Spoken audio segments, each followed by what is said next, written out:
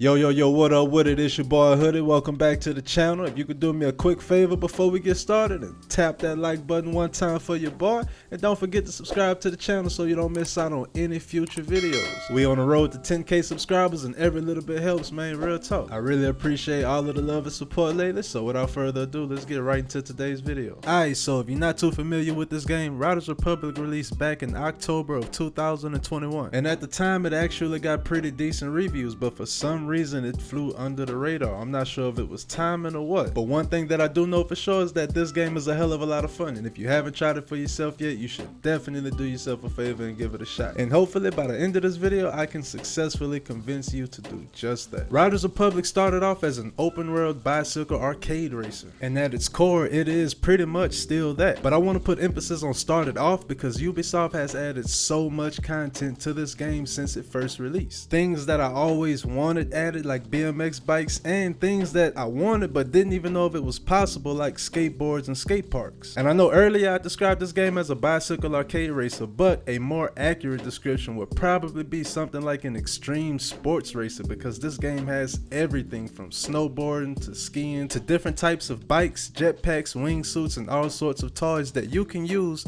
to traverse this gigantic map full of different biomes and all sorts of different terrains. You have legendary rides that you can unlock, along with new locations being added over time, things like skateboard and BMX parks, and new points of interest all around the map. And the ability to switch between different rides honestly couldn't be any smoother. And another thing that I really like is that they actually have name brand clothing and gear that matches the specific sport that it's for. Brands like Colt, Vans, We the People, Kink have all been added since the game first released. And another thing that many people may not know is that every peak and valley in the game is a real life location. Apparently Ubisoft grabbed multiple spots from all across the country and mashed them all into one map, and I personally feel like they did a phenomenal job. I love the late 90s early 2000s vibes that come from this game, so if you enjoy games like Freakstyle on the PS2, Tony Hawk, Dave Mirror BMX, then you'll probably really enjoy Riders Republic. And honestly, now that I think about it, that's probably why it flew under the radar so well. Most kids today never played a lot of the games that I just named, so a lot of them might not have that type of appreciation for a game like this. And I'm sure a majority of people who would have an appreciation for something like this are probably too busy with more important things like work and family to even know that something like Riders Republic dropped a couple years ago. Especially coming off of COVID lockdowns and everything like that at the time, it was just a lot going on. But I never expected to enjoy this game as much as I do. I always find myself coming back to it a couple times a week, and honestly it's kind of relaxing. It's not really demanding too much from you. It's no cutscenes, no puzzles to solve, no boring fetch quests. All you gotta do is jump on a bike and just go. But if you do want some type of objectives to complete, each sport has its own career path, with new races and events being added with every season. And the races are pretty much what you would expect: breakneck speeds, big jumps, ride switching, all that good stuff. But I will say, sometimes during the races, the steering mechanics can be extremely frustrating. Sometimes everything will be going perfect, then you'll just miss the wide open ramp right in front of you out of nowhere. And to make things worse, it's not like you're missing it by a lot. Sometimes you're missing a ramp just by inches. You'll go right on side of the ramp instead of on top of it, but you'll get used to it over time. Connecting with friends works smooth and easy. It has first person view, and the graphics and animations are great all the way down to the little details. For example, the way that your character pinches his knees together to hold the BMX bike in order to do bar spins and other tricks. So it definitely seems like they have a passionate team of developers working behind the scenes at Ubisoft. So thanks to them, we have a ton of variety in vehicles, and they all feel great. And I think it was this latest update that finally added skateboarding and skate parks. And I say finally because since this game first released, I've always said, can you really call this game an extreme sports game if it doesn't have skateboarding, or even BMX bikes for that matter? I mean, it only makes sense, and I think it's pretty obvious that the team at Ubisoft came to this same conclusion also. And I see some people online are saying that it looks too floaty, too magnetic, too snappy, but I think that's cool. You know, not everything has to be a simulator. Even when I pictured skating being in a game, I never imagined that it would work like Session. That's just two completely different mechanics. And I don't expect every developer to be able to create something of this size, but it's a shame that we don't get more casual games like this and creative ideas like we used to. And yeah, Forza and Gran Turismo might be on top now, but it was a point in time time when games like Midnight Club and Need for Speed was king. At least where I was anyway. I mean, what happened to games like Streets, NBA Ballers, Twisted Metal, Def Jam, Motocross vs. ATV? All of those were really great games that weren't meant to be taken super serious. But back to Riders Republic, this game is going right up there next to Fight Night Champion for some of my favorite casual games to play. This might sound weird, but if you want my advice, try not to worry so much about leveling up in Riders Republic, because I don't really think it's all that important. They could literally take away the leveling system in the game and I would still play it the same as I've been playing it, because I get a lot more enjoyment out of just playing with friends, finding new locations, and just having fun exploring the open world. If you do a few races from time to time, better gear will come. So try not to stress yourself out too much over finding legendary rides, because once you fall in that trap, that's how you become victim to microtransactions. And I don't even know if this game has microtransactions that allow you to buy legendary bikes and other rides, but that's because I don't even care enough to check. So if you happen to find this game on sale somewhere for cheap and you play this game the way that I suggested, you should have zero buyer's remorse. So if you miss playing games like Skate, SSX, and Steep, this may be the game for you. Now I know that earlier I mentioned that I would love to see dirt bikes added to the game, but I also have a couple more rides that I would love to see added in the future. So for starters, being that we already have parks for skateboarding and BMX bikes, I think that they should add scooters in the future. And why stop there? They could also give us motorized electric scooters. I've seen some scooters on YouTube that can go upwards of 50 miles per hour plus. And they could also give us some variety. You can have some for off-road, some for streets, some for snow. I feel like that would be super dope. And you know what else would be a really nice addition to the game? Whatever happened to dirt boards? Let me know down in the comments below if any of y'all remember this game called Sewer Run, because I was straight up addicted to this game when I was a kid. And since we already have skateboards, it can't be that difficult to add these to the game. I think it would be a great fit. And last but not least, I would love to see ATVs also added to the game. That would make Riders Republic the closest thing we are ever gonna get to a modern day MX versus ATV. We could potentially have real life brands like Can-Am, Honda, and Yamaha. But y'all let me know in the comments if y'all have any vehicles that you would love to see added to Riders Republic in the future. I'm definitely keeping my fingers crossed for these. But just to recap, if you're looking for a game to fill that empty void that games like the Tony Hawk series, Steep, and Motocross vs. ATV used to fill, then you should definitely give this game a try. And the fact that Ubisoft hasn't abandoned this game yet is yet another great sign that there is even more content coming down the line. So like I said earlier, if you can find this game discounted somewhere or get a used copy, definitely do yourself a favor. But that's all I got for y'all today, man. If you enjoyed this video or found it useful in any way, make sure you subscribe to the channel and ring that bell notification so you don't miss out on any future videos. Let me know down in the comments below if I have successfully convinced you to give this game a shot, or if you already play Riders Republic, let me know what you enjoy most about it. I read and respond to every comment that y'all leave me, so I'm definitely looking forward to it. Don't forget to hit that like button one time for your boy, and until next time, Warden, peace.